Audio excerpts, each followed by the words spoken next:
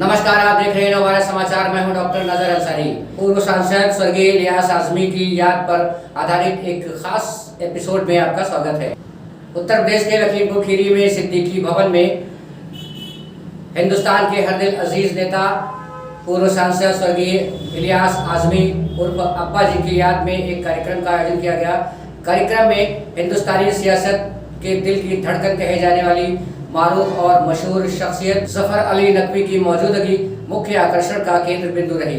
कार्यक्रम में पूर्व सांसद इलियास आजमी की सियासी खिदमत, देश की पसमानदा कौम के लिए पेश की गई कुर्बानियों को याद किया गया और सत्य के मार्ग को सफलता का मार्ग समझने वाले पूर्व सांसद इलियास आजमी के मिशन और पैगाम को निरंतर जारी रखने के लिए उनके बेटों ने जनता में वही विश्वास और वही परंपरा को बनाए रखने का शक्ति और निष्ठा के साथ संकल्प भी लिया। तो जैसा कि आप जानते हैं कि इलियास आजमी नाम का एक ऐसा सितारा जो हिंदुस्तान के आजमगढ़ के सदरपुर बरौली की पाकीज़ा धरती पर जलवा अफरोज हालात की तमाम तर मुश्किलों से संघर्ष करता सफलता की बुलंदी पर पहुंचकर अपनी चमक से हिंदुस्तान के जर्रे जर्रे को रोशन करने में अपना जीवन समर्पित कर दिया। उनका पूरा जीवन, उनकी जीवन शैली उनके विचारों की खुली किताब की तरह रहा।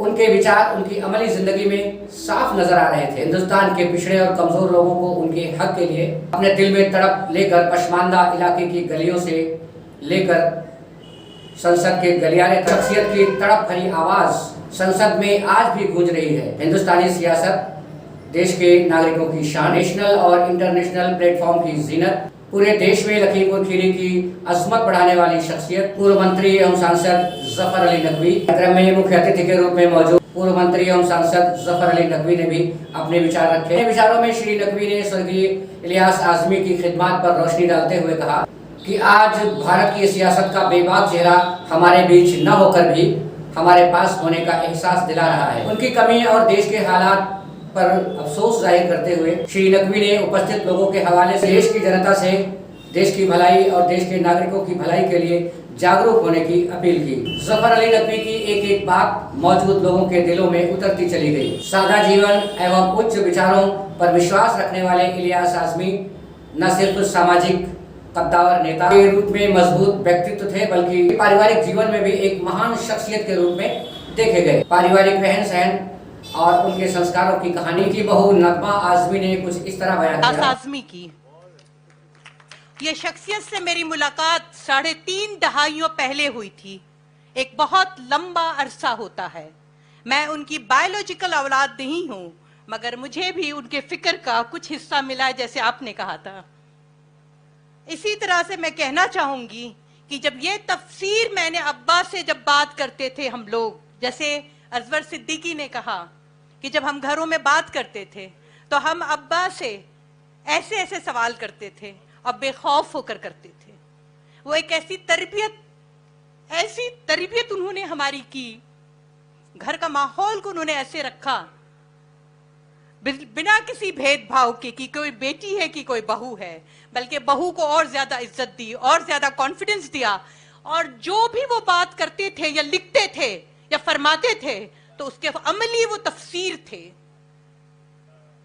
और ये आयत जो मैंने पढ़ी थी अभी कि मैं ये बताना चाहती हूं कि अल्लाह सुब्हान ताला भी तो यही चाहता है।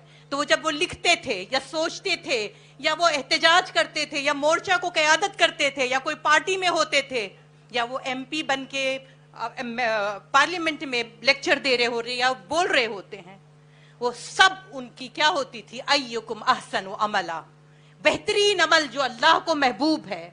हमें ये नहीं बताया गया है कि दुनिया ले लो या आखिरत छोड़ दो या आखिरत ले लो तो दुनिया छोड़ दो। ये दोनों चीज को दोनों हाथों में लेना है और इस चीज को कैसे बैलेंस करना है ये इलियास आजमी ने हमें बताया था।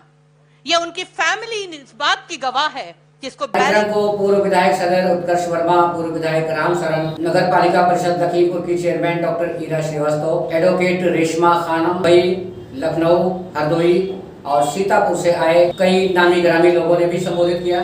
सभी वक्ताओं ने स्वर्गीय इलियास आजमी की खिदमत और उनके साथ गुजारे गए एक एक पल को याद करते हुए बिंदुवार चर्चा की। आए हुए सभी मेहमानों का स्वर्गीय इलियास आजमी के बेटे अरशद सिद्दीकी, शकील सिद्दीकी, शहबाज सिद्दीकी, डॉक्टर अलीम सिद्दीकी के परिवार के लोगों ने स्वागत किया और उनका आभार व्यक्त किया। अरशद सिद्दीकी ने बताया कि अब्बा जी के मिशन और उनके पैगाम जन जन तक पहुंचाने के उद्देश्य से पूरे देश भर में कार्यक्रम किए जा रहे हैं। मुंबई, दिल्ली, लखनऊ, हरदोई और अब सीतापुर, और ये सिलसिला यूं ही चलता रहेगा। उन्होंने अब्बा जी के लिए दुआएं, उनके मिशन को मजबूती के लिए दुआएं करने की गुजारिश की। कार्यक्रम का आयोजन रेड क्रिसेंट सोसाइटी की तरफ से किया गया। कार्यक्रम का आयोजन हाजी आरिफ पहलवान और मौलाना सईद कासमी की टीम ने किया। कार्यक्रम के दौरान पूर्व सांसद स्वर्गीय इलियास आजमी की लिखी किताबों का हिंदी और उर्दू का संस्करण विमोचन भी किया गया। हुए सभी मेहमानों के लिए लंच की व्यवस्था की गई। कार्यक्रम में पूर्व सांसद एवं पूर्व मंत्री जफर अली नकवी,